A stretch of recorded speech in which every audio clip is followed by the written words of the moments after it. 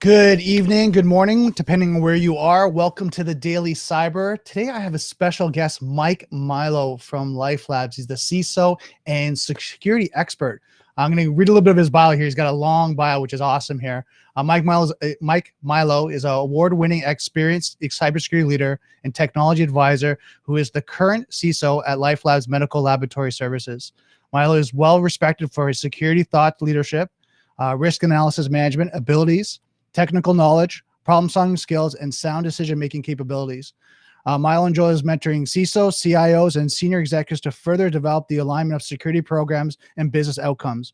Milo is a part of the Toronto Ementa CISO governing body and contributes in a leadership capacity of quarterly gathering, including talking panels and individual presenters. Milo presents talks and presentations at other various security industry meetups and conferences such as C3X, Sheridan College Information Security Forum, TASK, various CISO advisory boards, Secure CISO, Secure Sector, Black Hat, RSA, or RSAC. Milo was recently published in Toggle Magazine, Fall Edition 2022, recognizing the leadership and capabilities in the cybersecurity industry. Milo was also awarded CISO of the Year in 2022 by Cyber Exchange. So you can see a lot of wealth of knowledge and expertise here. So guys, get ready, get all your questions ready. We're going to have a lot of great conversation about cybersecurity, what's going on with the industry. So grab a coffee and grab a tea and let's hack at it.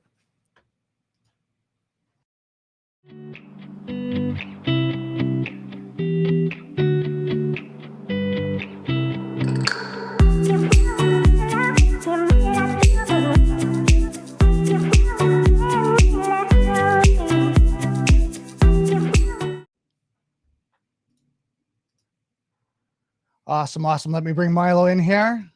Hey, Milo, how's it going? Mike Milo, the expert in LifeLabs and cybersecurity. How are you? Hey, I'm doing well, Brendan. Thanks for having me. It's you had it right the first time. It's actually Melo, like Jello. Melo? Is it Melo? Okay. Sorry about that. So all good, yeah, because I didn't know if it's Mello would be Melo, and this would be like Malo. It's all good. It's been a lifelong challenge. People trying to spell my name, say my name. It's all good. Awesome. So how have you been through the pandemic? Doing pretty good. It's had some downs. It's wife and I actually had our first child at the beginning of the pandemic, so that's been fantastic. She's been kind of the saving grace for mental sanity through all of this. Life's good, work's good. It's, working in healthcare industry during the pandemic has had its challenges for sure. I think that there's, I think every industry has really had their fair share of challenges through this pandemic. And, but I think that we're starting to see some light at the end of the tunnel and, things are moving in the right direction. Now, everything that you're seeing on your side, because you're in the health industry, you're seeing kind of the vaccine protocols and things are going on along that line. You're seeing kind of the testing. How is it affecting cybersecurity? Yeah, so great question. I'd say probably one of the biggest challenges there is around agility. So normally, I'd say our cybersecurity governance requirements are pretty rigorous, and healthcare companies are not synonymous with being very agile when it comes to those types of things. So that was one thing that we really had to strive for, was this new agility model on, how do we ensure that all our governance practices and protocols and our procedures and policies are being followed adequately for, this new demand of COVID testing, because we're the largest laboratory company in Canada, LifeLabs, and we've been one of the frontline leaders in doing COVID testing for Canadians across the country. So it's definitely there's been a bit of a state of flux in the healthcare industry. There's always new demands, new challenges, trying to get the economy reopened up, safe travel, safe work. So it's definitely put a strain on, I'd say, most organizations, but in cybersecurity specifically, I'd say the big focus is, how do you stay agile enough to ensure that, anytime we're releasing new product development or new commercial opportunities, that, we're ensuring that the right risks are being addressed, especially as it relates to, the supply chain itself. That's been, a big hot topic over the past, 6 months, ever since the SolarWinds breach. And, it's never been easy at any given time, but definitely in the days of COVID, it's been challenging that way. Now, as an expert, like in the field for so long, what's your recommendation when you're looking at like the supply chain, how to protect that? Yeah, I'd say it's interesting, right? Like, so there's not really, like a standard framework. You have the one out of NIST. I think there's some really good recommendations and best practices in that space. I think, everybody has their own certain approach.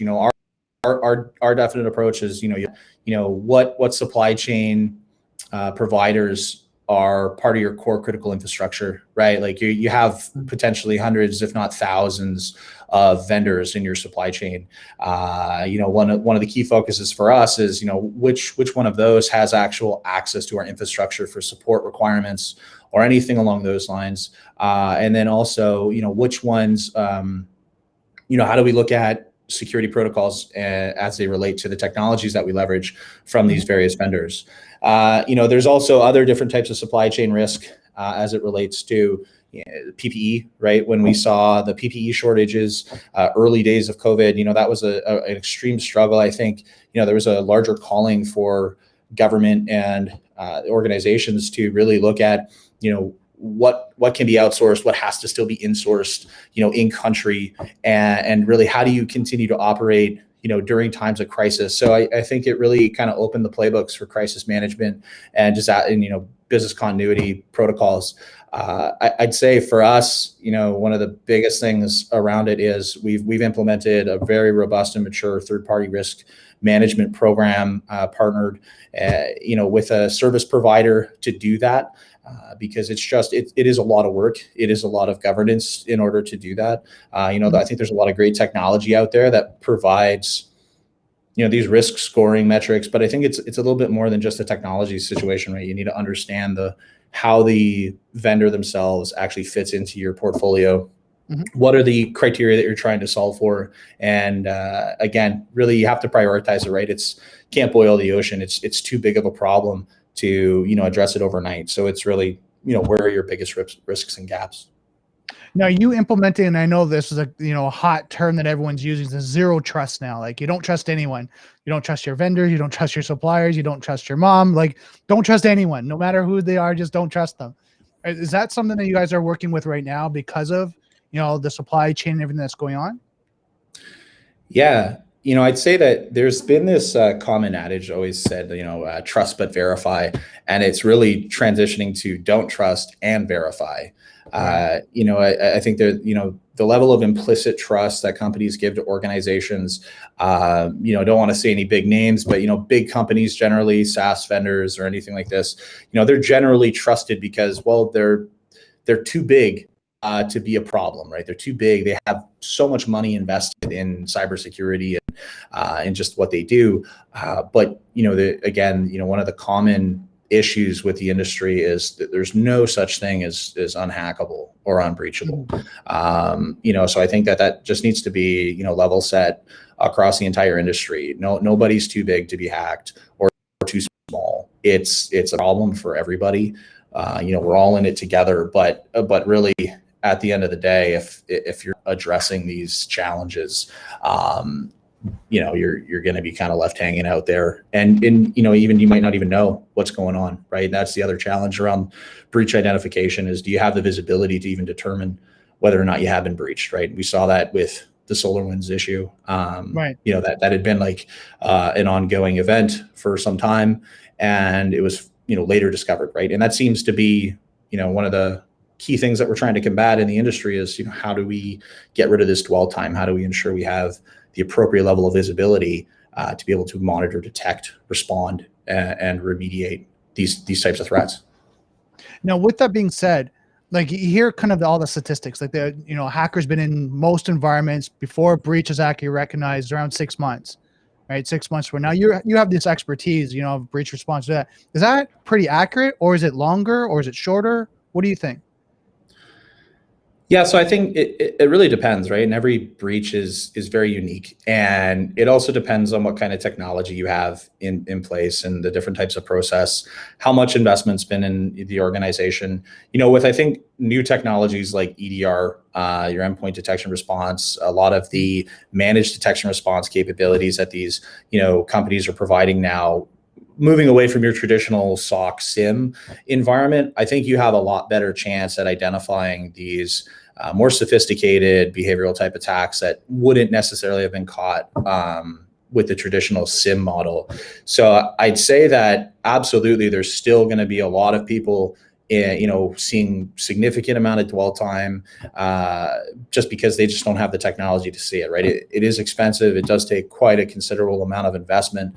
I think they were forecasting in incredible amounts of money, billions being spent in cybersecurity year over year globally, and it's not slowing down, right? So it's definitely a problem, but I think a lot of companies are starting to catch up with it and really start implementing the right technology and tools that will give you that visibility to address that dwell time. All right, perfect. Now, just let you guys know, everyone that's watching, if you guys have any questions, please ask your questions now. Make sure that you get all your cybersecurity questions, from breaking into the industry to technology, whatever that may be. Mike's here to answer all your questions. So, Mike, what should we be looking at in this year, in 2021, because of the pandemic? What should we be focusing on? Yeah, I think there's a lot of carryover from last year, right? Like it's still pretty fresh to everybody. I think the biggest shock was, when the pandemic hit, what does everyone do, right? We can't physically go to an office for most people. I think there was this balance of organizations just trying to get their feet solidified in this new operating model. And so remote access has been a challenge for a long time. And a lot of companies have been trying to move towards more cloud-focused workloads. And, traditional VPN infrastructure just really isn't providing what we need these days, because backhauling all your traffic into your core and then piping that back out the internet, it's a lot of lag time, and it's hard on our telco infrastructure too, right? The telecommunications industry wasn't ready for this type of bandwidth ramp up where everybody's working from home. It's really changed that paradigm. So I think that there's definitely a and you referenced it earlier around this zero trust access model, right? Traditional VPN infrastructure allowed you to gain access to the entire network, or a segment of that network, whereas this zero trust remote access model, usually coming through these different SASE providers out there, like your Netscopes and Zscalers and Palo Altos, they allow kind of this application level access. So if you need access to just this one application based on this port, this is all the access you're getting. It's monitored. You push that through a PAM tool or something like that, and you have great administrative level assurance as well around all of that. So I'd say, again, the big focus is going to be around how do you ensure that you are providing secure access and a good user experience. So one of the things that we always forget about is security. Is we go back to that core triad, right? That CIA triad. Availability is so critical. Obviously, if it takes, you're only getting like 1 meg throughput to access your your core infrastructure, that's not very usable, right? It's not very available to your end users. So I think one of the focuses here this year is, we've always done a really good job at making great technology decisions and implementing technologies, but we have to ensure that we're also aligned with the business and the user experience. All right. No, that makes sense. So we got some questions coming in already. Will taking a cybersecurity boot camp be worth it for someone that has little to no experience with it? What's your thoughts on that? Yeah. I think boot camps are great in a sense that you really get this big data dump of information. I think it saves you a lot of time in having to source this information over years and years. However, it's, doing a boot camp, like a 5-day boot camp or something, and writing a certification, a week later is probably not going to be as advantageous for you. If you took the boot camp, spent a month or a couple months really absorbing that material, trying to apply that to practice. I don't know whether that be through your day-to-day work experience or even through a lab environment, depending on what kind of boot camp it is. If it's technology based, there's great lab tools out there like Boson and whatnot. So, I'd say that they definitely serve a purpose. You just have to know what is the context and the outcome you're really trying to achieve with that boot camp. Now, education, experience, which one do you weigh? Like just certification boot camps versus like hands-on keyboard. What would you weigh is more? Yeah, so it's an interesting question. Because it depends. There's obviously always context and what it depends on. But I'd say in certain situations, it also here's a couple criteria on what it depends on. Right. First, what kind of level of job you have. Two, what type of job you have. Is it more technical? Is it maybe more governance? Right. If you look at things that are more governance, risk, compliance driven, it's more theoretical, more textbook driven. If you're doing, firewall configurations and more technical configuration applications, that hands-on experience is going to get you far and beyond what you really need to be at, because you can be as, well advised from a textbook, but when you go to put hands on keyboard, things can go really wrong really fast. And if you're applying this in a live environment, things can go really bad. And you kind of get that truck beep backing up over you saying, oh, you did something wrong there. So again, I think it applies. It's great to have the experience. It's great to have the education. I don't think one is better than the other. I think they both have their validity in each and every different circumstance. So for me, I was a big, fan of knowledge. I did certifications and studying, kind of in the early days of when I was getting into the industry. And I felt that really helped me want this kind of achieve this sense of curiosity. And I just wanted to learn more. I wanted to do more. So then it really, kind of tailored my path forward in cybersecurity as to, what did I really want to focus on? And it led me down the path of where I needed to get my experience. Right. So that's also another great thing that, education provides to you, is that if you don't know what you don't know, how are you going to build your path forward? Right. But if you have a better sense of, oh, I like this, or, I understand this, this intrigues me, this is where I want my experience to go. Because it's always a big question, how do I get in the industry? Where do I start?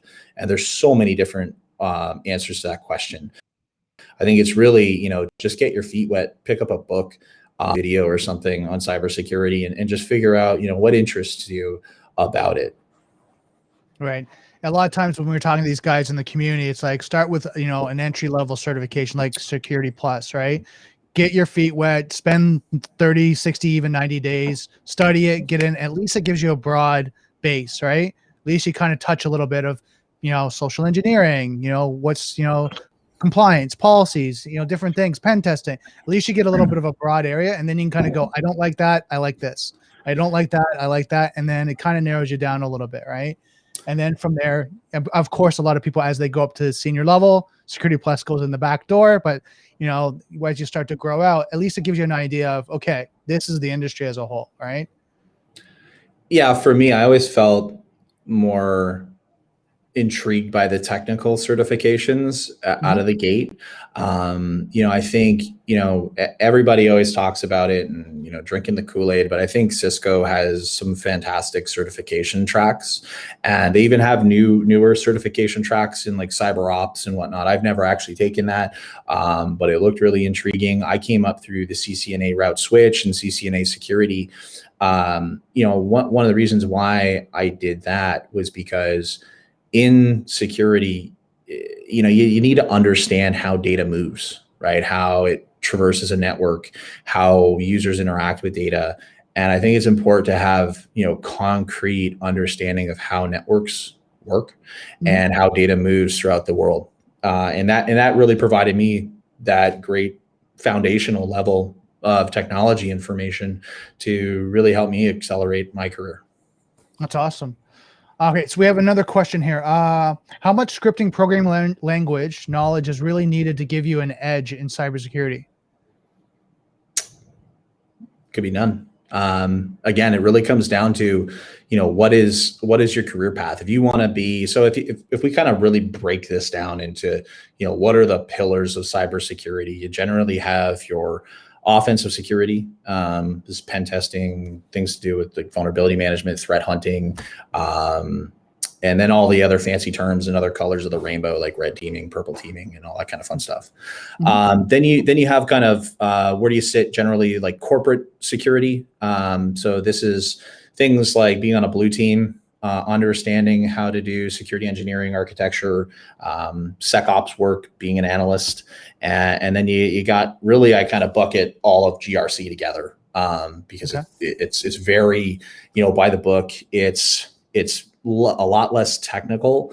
I don't know many GRC specialists who are, very proficient in scripting because they really don't use it in their day-to-day. So I think it really depends on, what do you want to get out of it? Scripting is really cool. I was a big Python fan coming up through college and working early in the industry.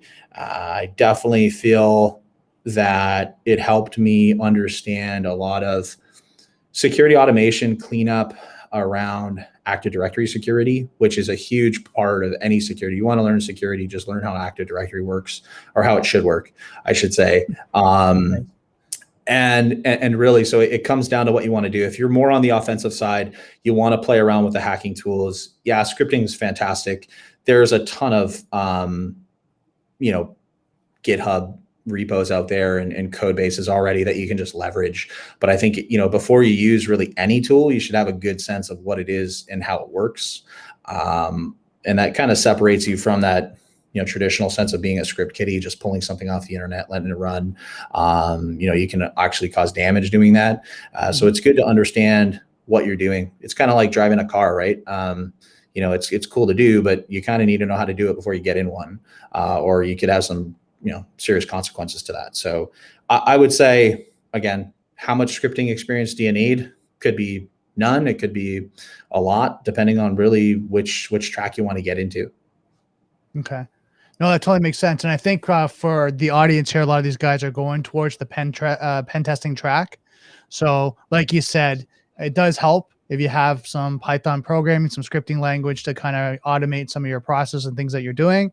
It might be a benefit to help you, as you're going through like your pen testing. So some of these guys are going through, I know the INE has a program for pen testing, so they're going that direction. So just to kind of add on to that. Yeah, I'd say, with that kind of context, scripting is great. Python's pretty synonymous out there. Obviously, there's tons of different flavors of languages nowadays, but more than anything, learn how to work in Unix or a Linux-based distribution. Right. Learn how to, run command shell level queries, Windows and also in Linux. And then also, don't forget about PowerShell. I know a lot of hackers love to use Linux distros. They're cool. They're sexy. You have all different types of flavors, but PowerShell is super powerful and everyone's pretty much Windows based. And it's fantastic when you're doing some, more internal security work. PowerShell is fantastic. And obviously you have, Power Empire and all these different other types of hacking platforms that you can leverage. So yeah, again, it's a journey. Learn everything that you can.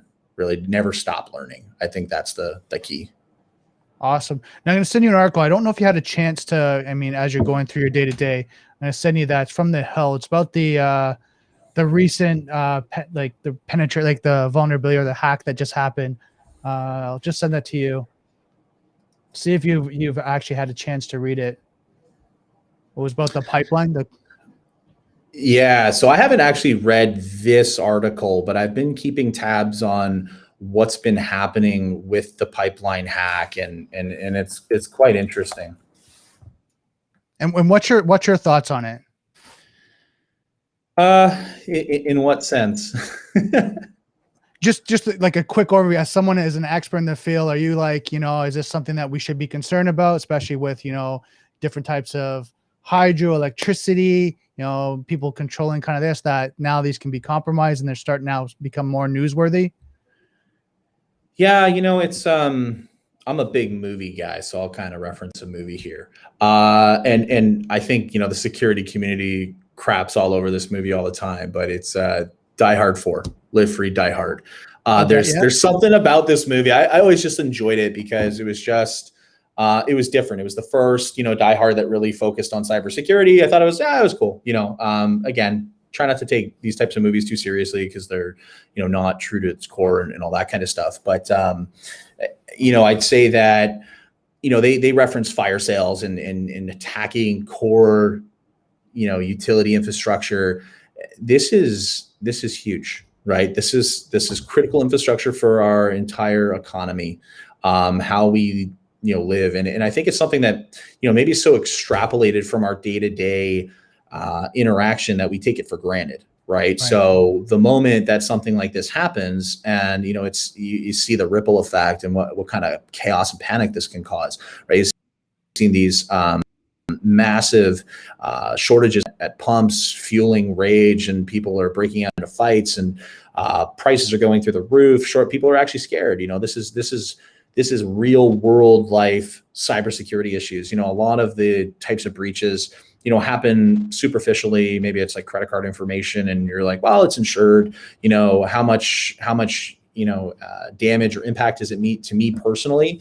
I'd say the critical infrastructure attacks have a significant impact, not only on an individual level, but to an entire country populace. Right. And it is scary. And these things are being targeted by nation state actors because, nation state actors, they have long-term agendas. They're trying to get things that maybe are not as obvious to people. They're not trying to do smash and grab type ransomware deployments. They have a purpose. And sometimes that purpose is to disrupt a country in some type of fashion for whatever reason, right? You can speculate whether or not it's espionage. They're trying to exfiltrate data for, highly sensitive nuclear plant facilities, new IP that somebody is releasing in the research R&D department. Could be many things, or they could just want to cripple the economy or drive, the dollar down, right? Because there's a ripple effect throughout the entire global economy. So again, when you look at threats and how they persist around, geopolitical, it's always a big thing. But I think these are going to become more targeted. I don't think we're going to see as many of them as, you have general ransomware breaches throughout many organizations, but these are going to be very big breaches. They're going to be very targeted. They're going to be for a purpose. And they're generally going to be carried out by, very sophisticated organized crime groups and nation state threat actors. Okay. Yeah. So something that, it's there, right? We see these in the movies, like you think about Star Trek, years and years ago when you watch the doors open automatically and they have the tricorders and all that. Now, you go to a shopping mall and the doors open automatically for you, right? It's like, oh my God, this is awesome, right? It's kind of that, like we're starting to see things come to fruition of this, these breaches that you, like you said, you see in the movies.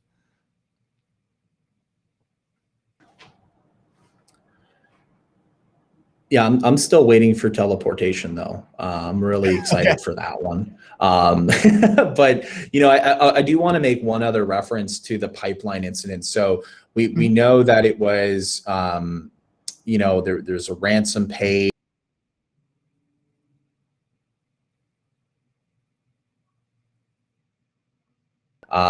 People are really against paying ransoms, and I'm all for that, right? We don't want to pay ransoms. I don't think any company wants to ever pay a ransom.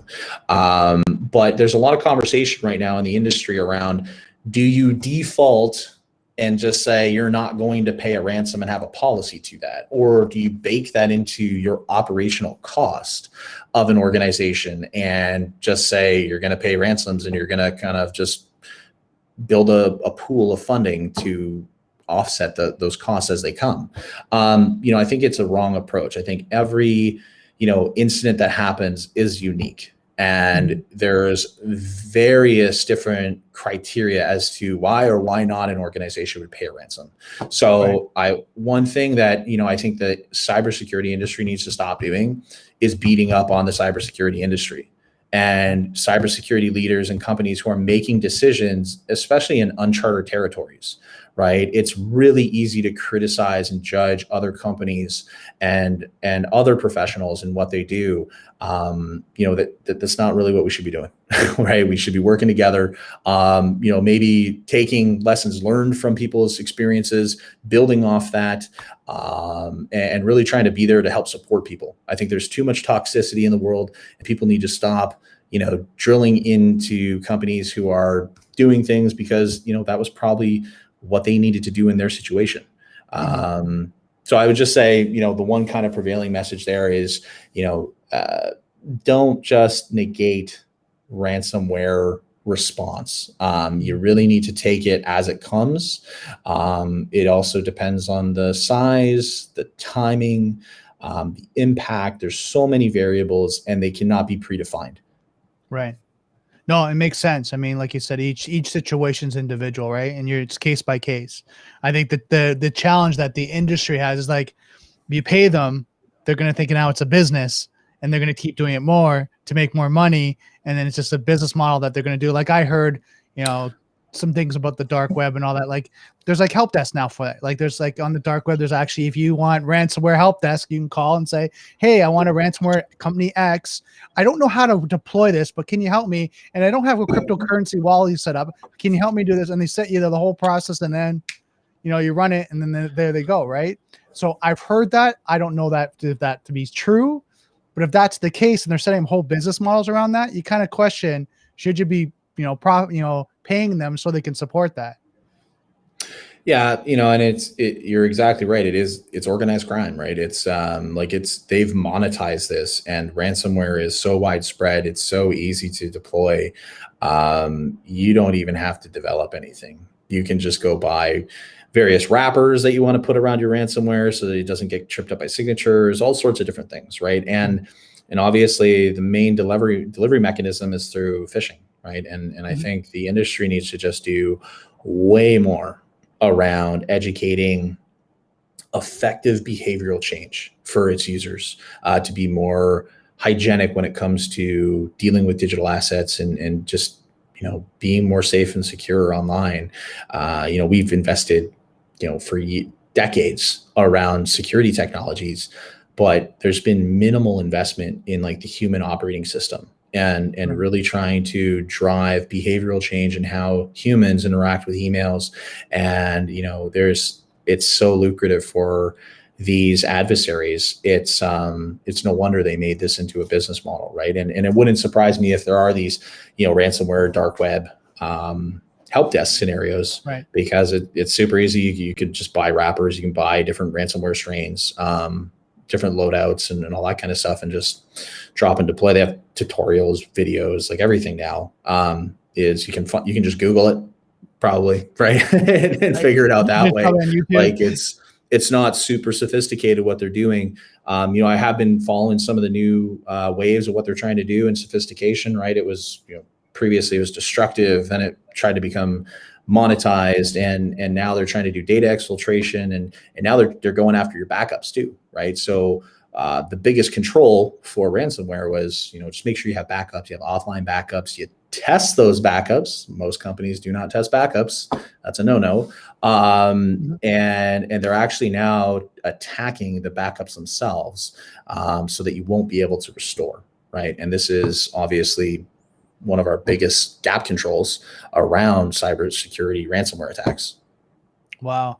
Because now, is that like a Trojan horse that they leaving it there? Like it's backed up, through their, second month, third month, whatever. And then when they start to kind of re-back that up or restore, it now reinitiates the ransomware, and then they keep getting attacked over and over again. Is that what you were talking about?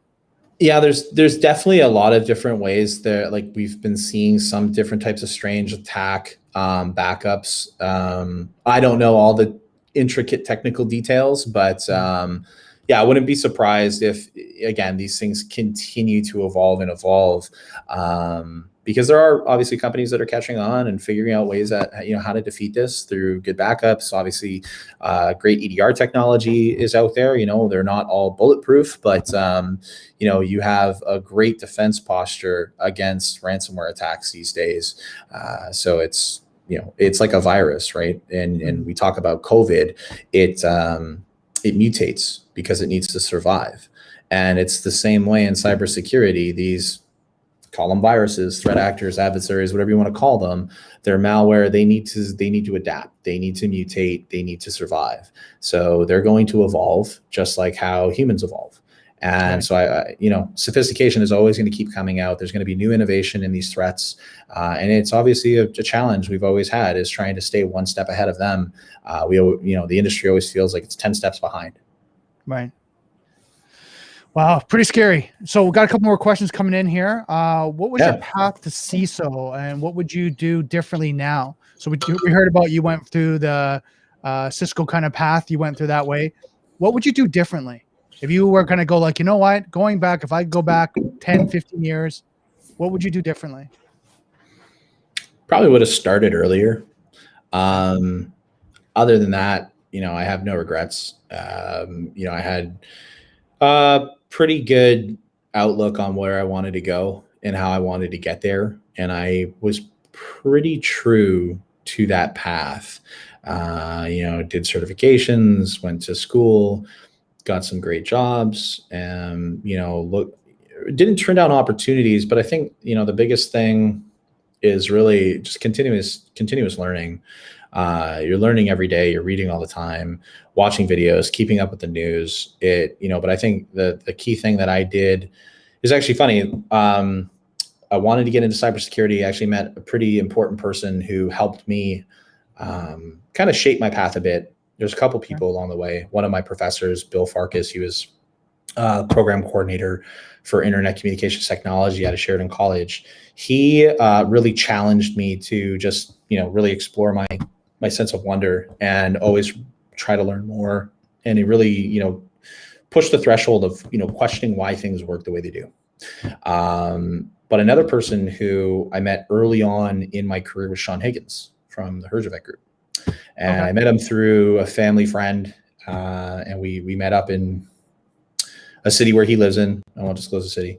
And we met up for coffee, and never met the guy, never spoke to him. Haven't been in the cybersecurity industry. This is going back, I don't know, probably 13 years now. And, I just simply asked him, like, so what is one thing that you see that you wish people coming into cybersecurity had a better understanding of?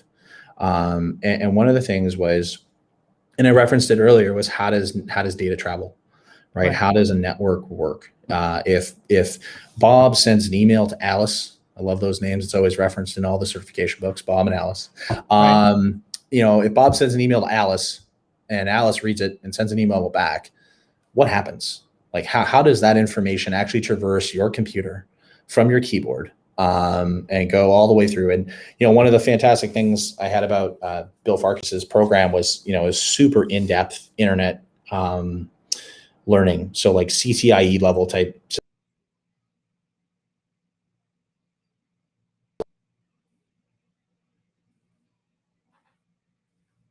For anybody listening, the key thing though is to set out your target goals. What do you want to achieve, and when do you want to achieve it? The only other thing I'd probably recommend is, start listening to some podcasts, high performance people. They're fantastic to listen to. They also do really crazy things like wake up at 5 a.m. and have like cold therapy showers. I don't know if that's quite for me, but it's really interesting. Look at like some of the most successful people in the world, look at their habits, look at what they do. One of the other key things that I did was, I looked at job descriptions of a role I wanted to have in the next, 5 years. And then I looked at, okay, well, they need all this and I only have these. How do I fill the gap? And then that was kind of like my career path development. And so I guess I just, I had a good plan and saw it through. Wow, that's awesome. What are your thoughts on enforcing MTLS?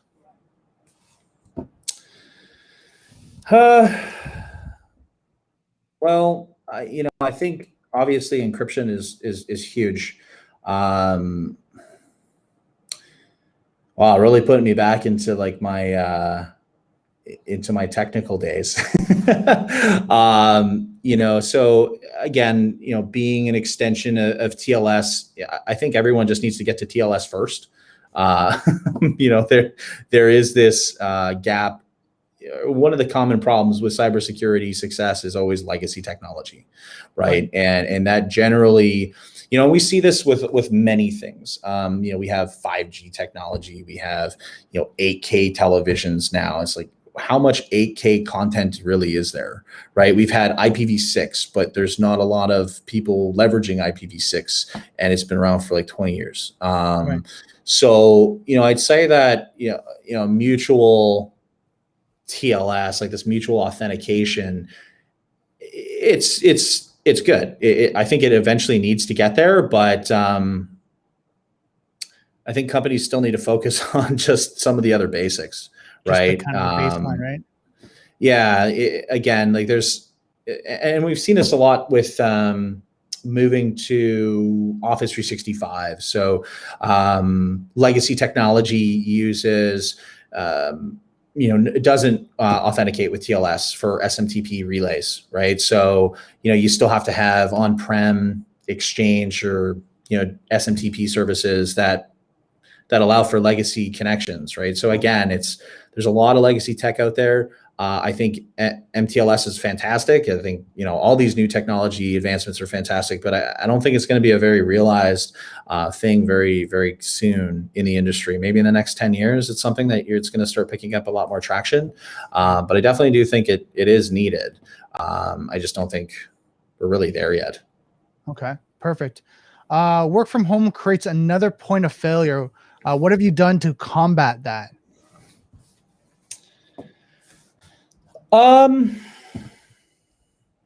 Is that a question that came in from the audience? I have yes, it is. kind of curious as to the context to it, like a point of failure in which regard.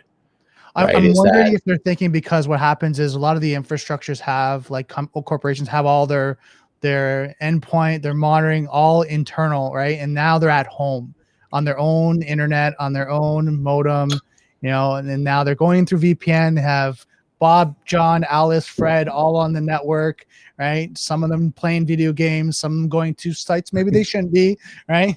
All on the home network, right? So now your point of failure is this now home office that you might not have control over. Yeah, so it's scary, right? When you're in charge of a security program and there's a paradigm shift in how you operate, it's a very sudden reality slap in the face of, oh, wow, we need to figure this out like a year ago. I'd say that absolutely it is a huge risk for most companies. There's certain things that organizations have really pressed security groups on we just need to make it happen. And that's really where that agility comes in. Do you have the right governance structures to be able to evaluate your risks, and then also keep up with the user experience? So, I think there's a lot of transitional issues around, this new remote workforce, and it's hard. It's hard. It's not easy at all. A lot of what security is doing these days is challenging, and I don't think people are talking about it enough, but I think it's doable, right? And I think that absolutely there's many points of failure of people working remotely, right? If you have a suburb power outage, you have, again, when I referred to internet infrastructure from telecommunication companies, like they weren't designed to support rural areas having, everybody having a gig at their house and streaming YouTube all day, right? Kids are at home, they're doing remote learning. So this also not only impedes, productivity, it also impedes infrastructure access, work efficiency. So there's a lot of things there, but then it also introduces new points of failure around cybersecurity, right? You have somebody who is now having more lackadaisical security practice at home because they're not in an office, right? So there's this psychological element of when you go to an office, you dress for the office, you just have a different mindset, right? There's the core traditional elements of an office. You have your four walls, you have your different, maybe you have cybersecurity posters everywhere, so I think that the paradigm of working at home maybe not dressing for the part because you don't have to be on camera all day or in front of people. It really changes people's psyche and how they treat their behavior. So again, that was one of the other elements that I really stress to all security professionals is you have to help our users go through this, right? This is a whole new world we're navigating. And, when you have a certain behavior at an office, the one way to really affect positive behavioral change that lasts is to impact that outside of the office, right? So if I get you for 8 hours a day and I teach you about cybersecurity at the office, that's one thing. When you go home, you forget all that and you do everything else you want to do. You want to click on all that clickbait on Facebook or wherever you want to click on it. So be it. However, we need to really start focusing in on, well, how do you get them to, take those practices that you taught in the office at home? And you have kids at your house now, and maybe they're jumping on your computer. So again, now you're introducing more security risks. So I definitely think it is a challenge. I think organizations really need to start focusing more on their people. It's not necessarily a technology problem to solve. There's a ton of tech out there. Everybody's getting into the market for remote access security. Seen a lot of security acquisitions last year, this year, some big ones, of people really focusing in on these portfolio gaps that they did not have around this remote access capability for security. So it's not easy, but it is doable. And I think that if people start focusing more on their people and securing their people, they're going to have a better chance for success.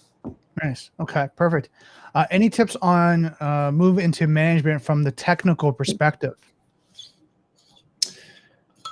Yeah. Here's a couple things, right? So I'm a very open, honest, transparent person. So whenever I, had a relationship with my boss, I told him exactly what I wanted, right? This is where I want to go. Now, sometimes that's intimidating for somebody, right? If they're, because obviously where you want to go is likely probably their job. So I say tread with caution. But, I think that you really have to have a plan of where you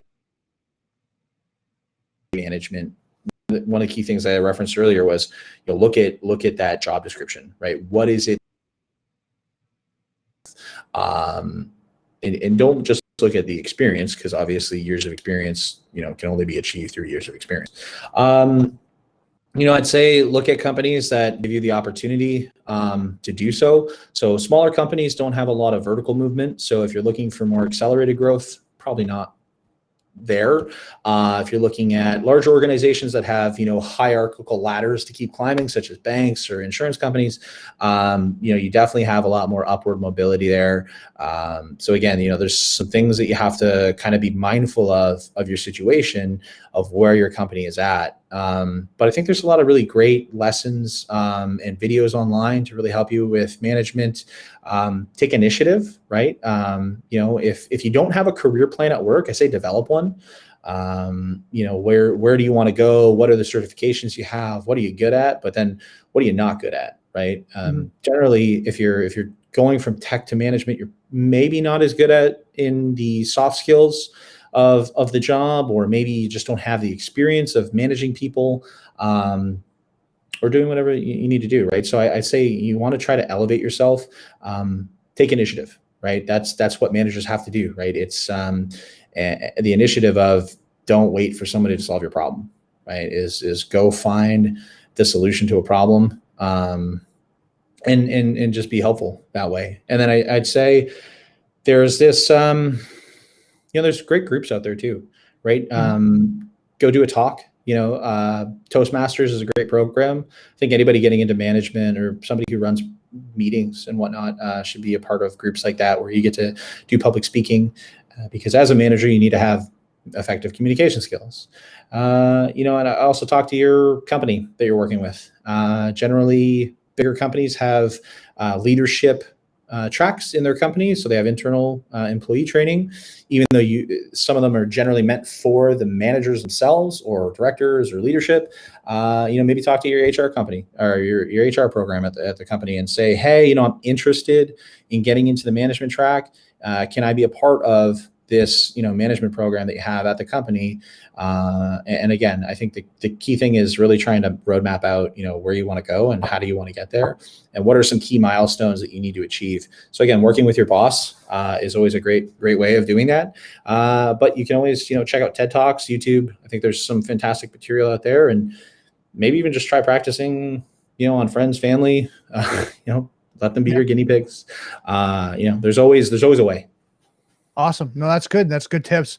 I mean, I think a lot of times when the technical guys, like you said, it's one key point is the communication. It's to be able to communicate not at a technical level, at a basic level, so that the person across the table can understand you. Right. Sometimes I find with technical people, working on both sides of the fence for myself, when you're going technical, sometimes you go so deep that the people across the table that are HR, finance, whatever that may be, kind of go, I don't get it. It doesn't make sense. Like, how does it relate to my role? How does it relate to what I'm doing? And making sure you can communicate that in their language and their terms. And like you said, Toastmasters, things like that could help you kind of, with your soft skills of communication and collaboration. One thing I always recommend people, learn negotiation. Chris Voss has a great course, right? You learn how to negotiate, right? And empathically and connect with the person that you're talking to so you can collaborate with them. Right? Because a lot of times when you're trying to educate someone on what you think they need, but you're not collaborating. You need a firewall, you need endpoint protection, you need on the technical, and you're like, it's Gartner's top, it's got this, high technology, you need it. But they're kind of going, but why? How does it serve the business? And sometimes you get in this conflict and you're not really realizing it, that you have to speak in their business terms to relate to the technical terms to be able to get it to move forward, right? So I find that sometimes is a communication difference when it comes to the technical people coming up technical. So they know a lot of great information, but they don't know how to speak it in a business term that the person in the boardroom on the table kind of go, I get it. Okay, that's why we're doing it. Yeah, and I think that's such a hard skill, to be honest with you. It's so hard when you're so ingrained in technology, and it's great that you are, and it's fantastic, all the wealth of knowledge you have, but really trying to break that down for somebody else. And that's why I said engage your family, right? Talk to your partner, talk to your sibling, your parent, or somebody random. Try and teach them about that technology. Somebody who has no experience in it, just try and teach them, and it'll help you really try and make your communication more layman for them to understand what you're really trying to get at. But, another great point that you raised is you have to understand what the business needs. So we're talking about certifications and all this kind of stuff. Go watch a YouTube video on Finance 101 or something, or take a PMP course, right? Project management. It's these skills, these elements. You have to learn elements of the business to be able to really engage with the business. We can always say at Gartner top 10, you just need this because you need it.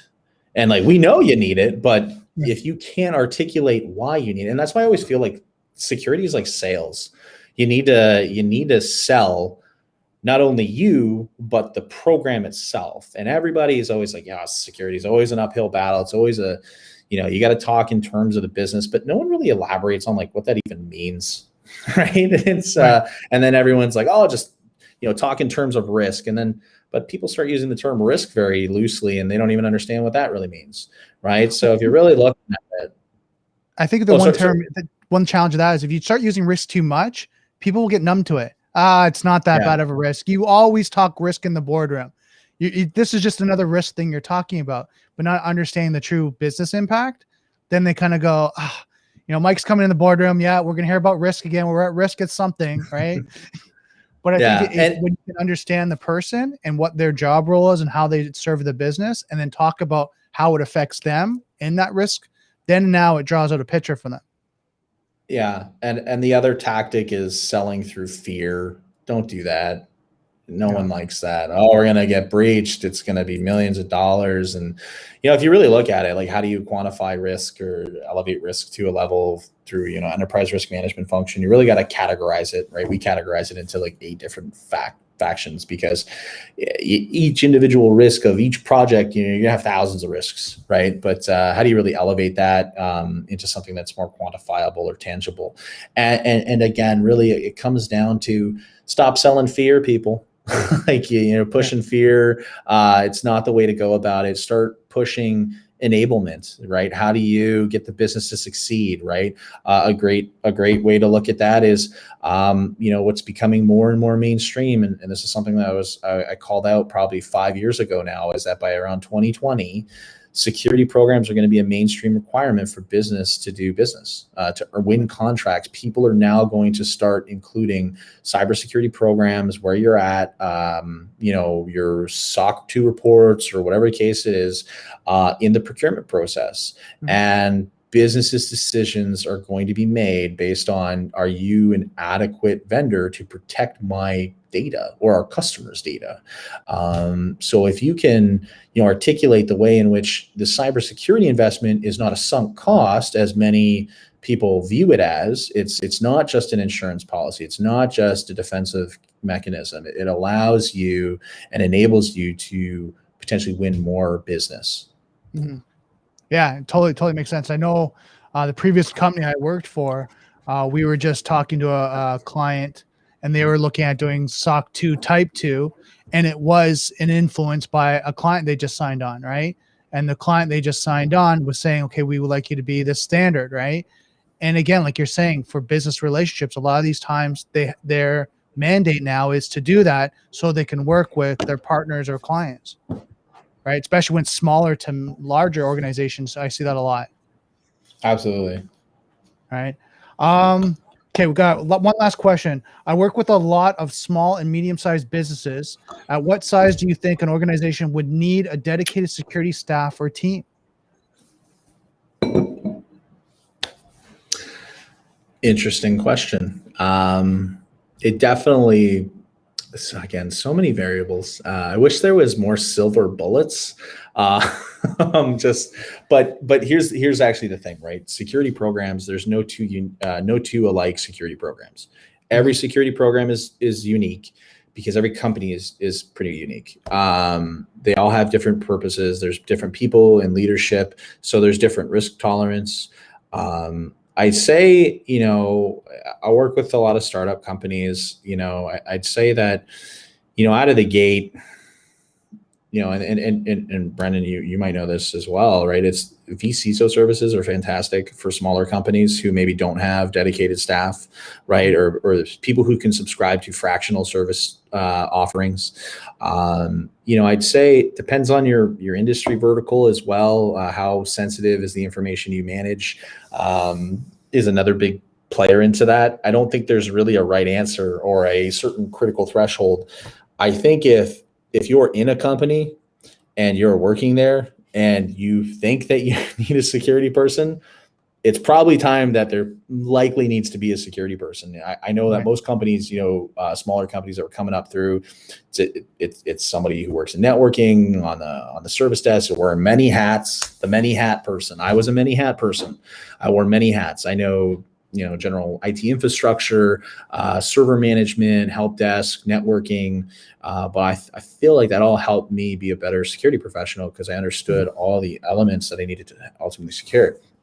So I don't think there's a silver bullet here on the answer, but I think that, for small businesses, security really is not going to be top of mind for them, right? They're probably not even looking at compliance unless it's really a PCI compliant element, and then really you're just outsourcing that through like a Moneris or some type of POS company. So again, small businesses, there's probably not a big market for a large bench of full-time security employees. You might have one if you're lucky, depending on industry. Medium-sized business, you start getting up into there. I think that, again, as over the next 10 years, security programs are going to have a bit of a different light in organizations, and it's going to allow for companies to really understand that, it takes a village to really secure a company, right? If you're looking, there's always that benchmark of how much budgets does cybersecurity have? Well, it's a percentage of IT, and that's if you're looking at it purely as a technology play. Mhm. Right. If there's other elements to it, the risk quantification and qualifications that you have to do throughout the entire business. If you're positioning, security as a business issue and a business risk, it's a little bit of a different equation. So again, there's no right or wrong answer, but I think every medium-sized business and plus should definitely have dedicated cybersecurity staff, but definitely some of these smaller businesses can leverage, vCISO fractional type services. There's a ton of great vendor providers out there who can help. At a minimum, they should definitely be, leveraging managed services for visibility of some kind, whether that be on an EDR or SIEM/SOC platform, and you have somebody maybe who is aware of how to really address that at the small business level. They might not be a dedicated security professional, but maybe they're in the network team or something along those lines. Mm-hmm. It really comes down to risk and impact, right? And the cost of it all. So it's different for every company. And one thing I'd add to that is that if you have the guy that has many hats, as an organization, if you're a manager and you manage that person, get them some training in cybersecurity. Right. Don't let it just kind of like they figured it out, they YouTubed it and they're trying to put it together. Get them some training on governance, get them some training on security policies and procedures and, business impact analysis, disaster recovery, so that you have some formal processes in place. It's just not makeshift bandage kind of thing. Because if they're doing everything, at least they kind of look at it that way as well. So they kind of look at all the governance and the policy for the company, as well as the technical controls, which they're well versed on. So they can match them up and cover the business security, both on the administrative controls as well as the technical controls, right? And I find that a lot of times when you get the technical guys really good at learning about firewalls, learning about endpoint and antivirus and malware and kind of doing that. But then what's the acceptable use policy, right? That combines that. What's the disaster recovery that marries that? What's the business impact analysis? And they go, I don't know, I don't have one. You kind of go, okay, well, maybe that's stuff you should start working on. So if you have that guy that wears many hats, try to get them some of that training, right? Because then they'll give more value to the business. Fully agree with that. Right. And I just find like when we're talking to people, you got a lot of these great technical guys and you're hearing them and they're going, yeah, I've secured the network. I've got the firewall. I've got everything set up. And you're like, great. What's your policies around that? Huh? What administrative controls? I set it up. I got the firewall rules and I got everything set up. Okay, but do you have any acceptable use policies? What they cannot do? No. I guess they have an employment agreement. And they're like, okay, you got to know that as well. If you're going to be the security guy, the guy for the organization, you kind of have to look and review that. So go and ask. And if there's not, then start to implement that. That's part of your role, and then you do that. And you provide more value to the organization. So I think that's one of the important things. Now, Mike, we come up on the hour. Anything you want to add? Any kind of tidbits, advice you want to give people that are watching?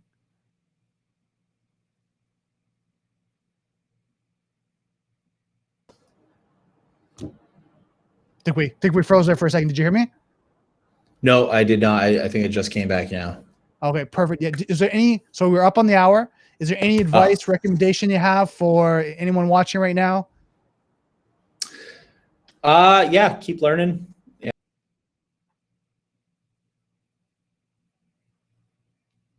And you're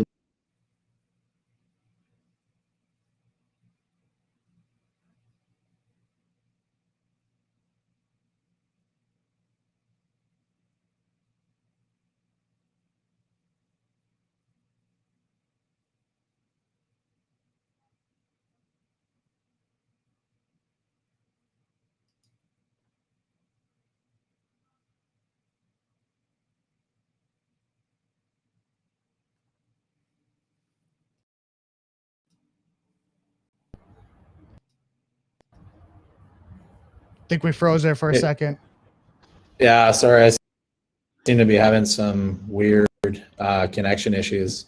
Yeah, I'd say just, any recommendation, don't just focus on cybersecurity, learn about other things, right? Learn about leadership, learn about, sales, learn about negotiation. There's so many other key skills that you can learn that will really help advance your cybersecurity career.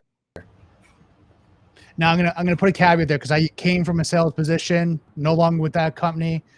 Learn how to properly sell, right? One of the hard things that sales guys have is the harassment. Now, Mike, I'm going to ask you as a previous sales guy, right? I'm going to put this out there. Sales guys are trained to harass, to call, to pressure, when we get in a meeting, when can I do that? As someone that's a CISO like yourself, how's that come across?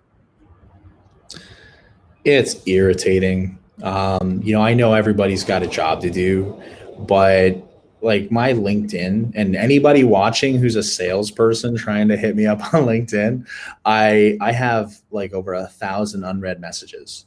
Like I just get bombarded, and like there's probably people in there who actually want to talk to me and I want to talk to them. But I get vendor product pitches all day long. And, as somebody who, I'm a technologist at heart, I love tech.